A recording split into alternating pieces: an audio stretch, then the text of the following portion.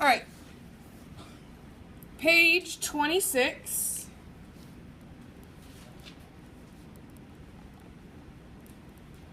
Is the slope formula. Page 26 is the slope formula.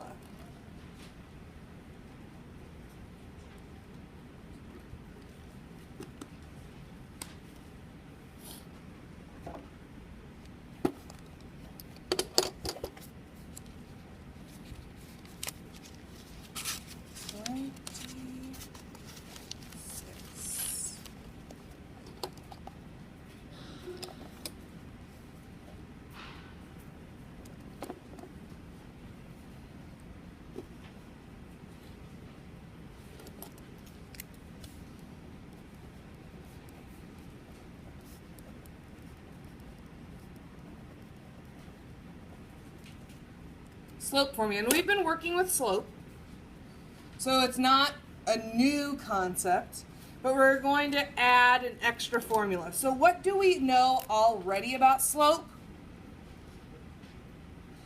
Well, in previous lessons, we knew that it was the change in y over the change in x. And you can still use this for the problems we're going to do today. If this is the one that works for you,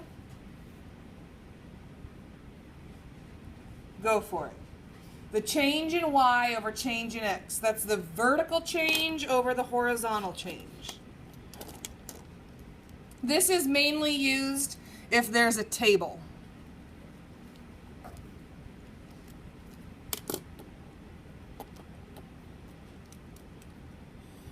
We also know about the abbreviation, right? That delta sign, the triangle, means change. So that's a secondary formula for a table. If they give us that table, you can find the change in y, find the change in x, write it as a fraction. What's the other formula we learned? Starts with an R.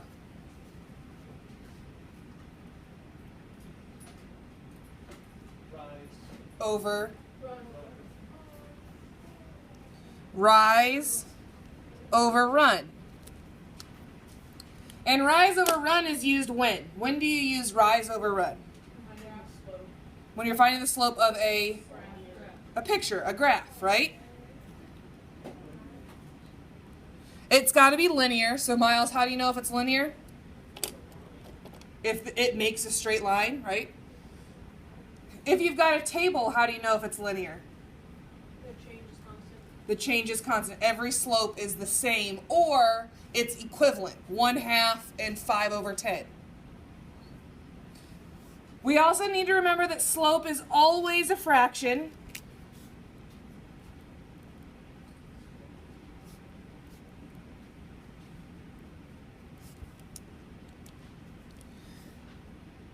Never a mixed number. You should always simplify. I would much rather graph 1/2 than graph 5/10 because it makes my graph smaller.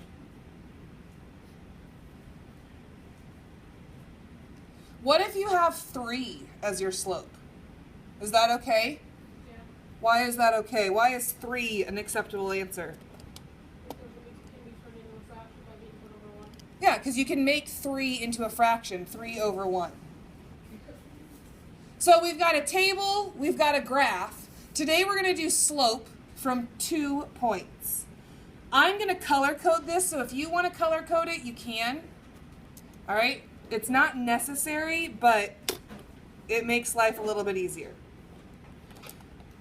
So today they're going to give us an ordered pair, and it's going to be x1, comma y1. That's the first ordered pair. And the second ordered pair is x2, comma y2. And again, these are called subscripts. These are just generic numbers. meaning this is the x of the first ordered pair, and this is the y of the first ordered pair. And this is the x of the second ordered pair, and this is the y of the second ordered pair. So if I had 3 comma negative 8 and negative 2 comma 10, what would the x1 value be? 3, because it's the x in the first ordered pair. And what would be the y2 value?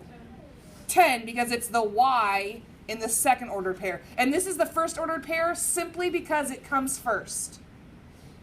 And this is the second ordered pair simply because it's written down second. There's nothing special about the order that you write them down. It's not like, oh, the biggest. No. It's just whatever's written down first and whatever's written down second. And here's the formula. The change in y. How do you find the change in y? What operation would you do? What operation tells you the change? Add, subtract, multiply, or divide? Subtract. You're going to do y2 minus y1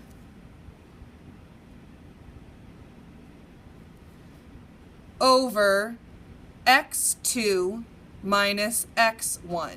And that's the formula you use every single time. So here's my color coding. Y2 means the y from the second ordered pair. So what would we substitute into our formula? What number in this problem substitutes in? 10. And it's always minus. Y1 means the y from the first ordered pair. So what value will we substitute?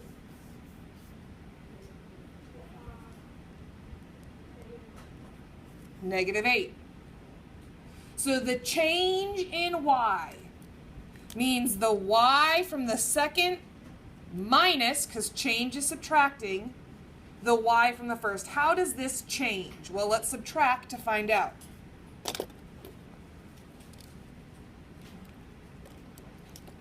Over the change in x. So we're going to take, if I start with the second ordered pair, I always have to go back and start here again. x2, so what's my x2 value? Negative 2. Minus, because it's change,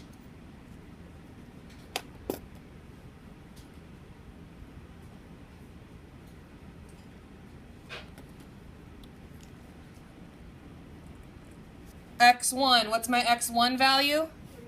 3. Well, and then we do the math. So you can do this mentally or you can use a calculator. 10 minus negative 8 is what? 18.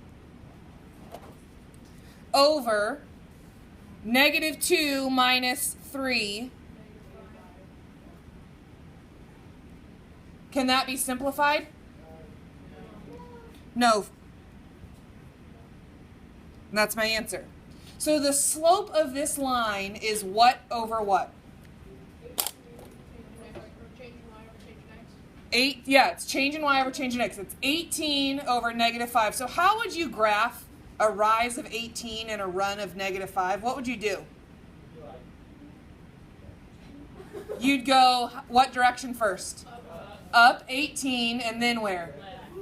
Left, because it's negative 5 spaces. So this slope is a negative slope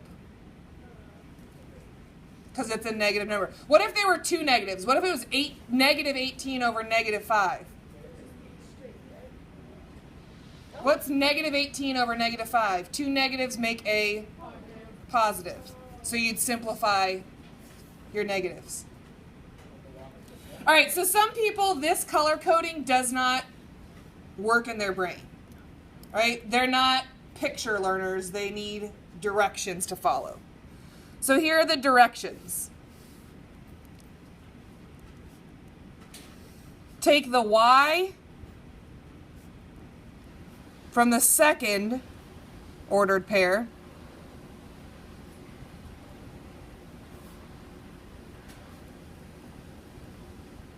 and subtract the y from the first ordered pair.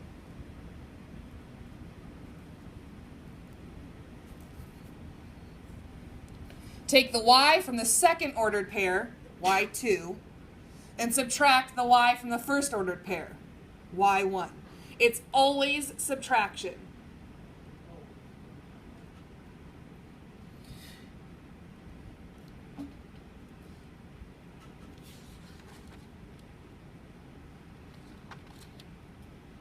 Take the y from the second ordered pair and subtract the y from the first ordered pair, y2 minus y1. Take the x from the second ordered pair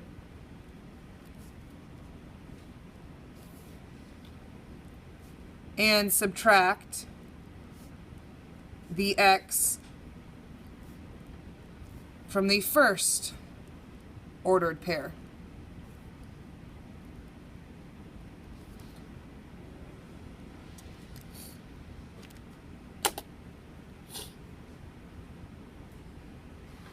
X2, the x from the second ordered pair, minus x1, the x from the first ordered pair. And again, you always start with the second ordered pair and subtract the first ordered pair. Second ordered pair minus the first ordered pair.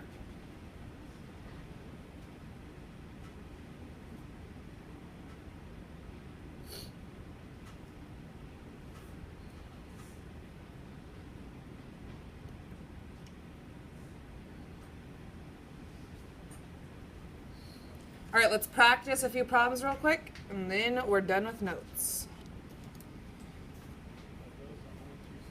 That's the only thing. I mean, I guess you could put the last ordered step is to simplify, but that shouldn't necessarily be something that you have to be told to do.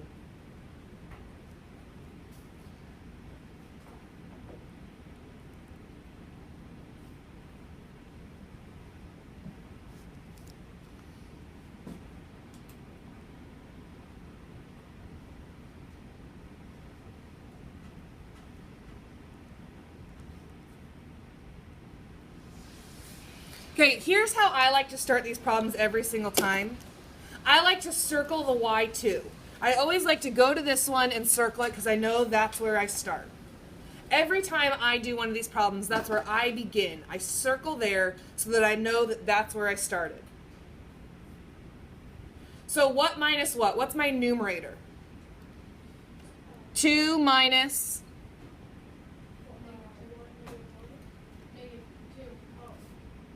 negative 2. Y minus y. 2 minus negative 2. Over. I started here, so I have to go back here. What's my y1 or my x2? Negative 1 minus 4. Y2 minus y1. X2 minus x1. 2 minus negative 2. 4. Over. Negative 1 minus 4. Negative 5. Done.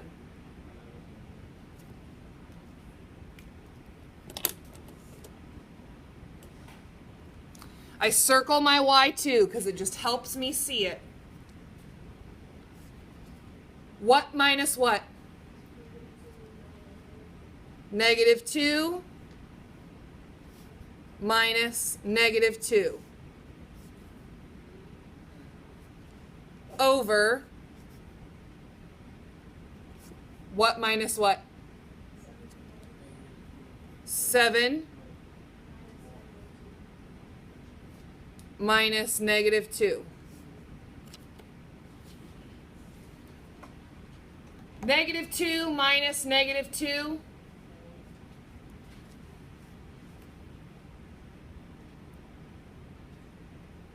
What's negative 2 minus negative 2? 0.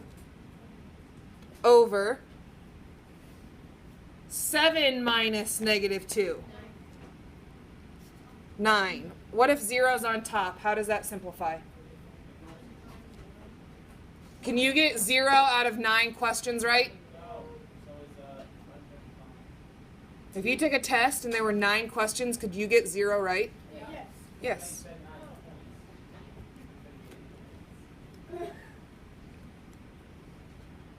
Zero out of 9 is 0.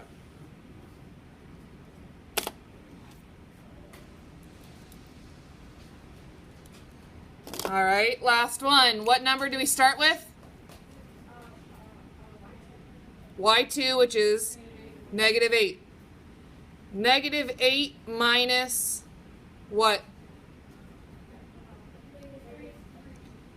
Negative 3. Then we go back to the second ordered pair. 4 minus what? 4. Negative 8 minus negative 3. Negative 5 over 0. Can 0 be on bottom? No. What's this called? Undefined. Why is it undefined? If we took a test, could you get 5 right out of the 0 questions? No. It's impossible. Undefined. What kind of lines are undefined? What do they look like? Show me with your hands. What do an undefined line look like? Vertical. What's a 0 line look like? Horizontal. Perfect. Show me with your arm a negative. Like this, right? It goes down. It makes the N. It makes the diagonal on the letter N. All right, let's throw a trick question at you. Well, it's not really a trick question. There's an answer.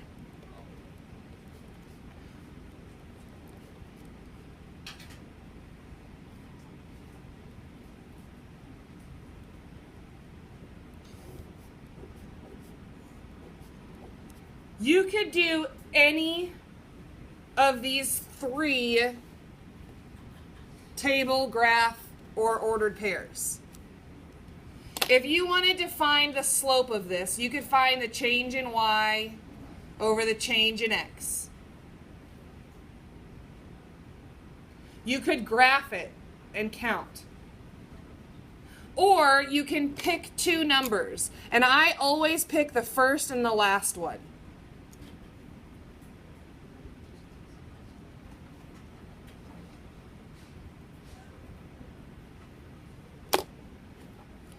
So I'm going to do negative 6 minus what?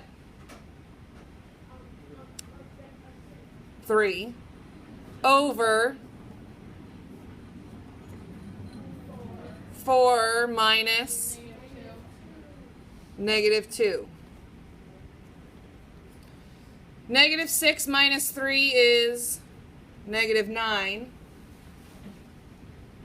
over 6. Simplify.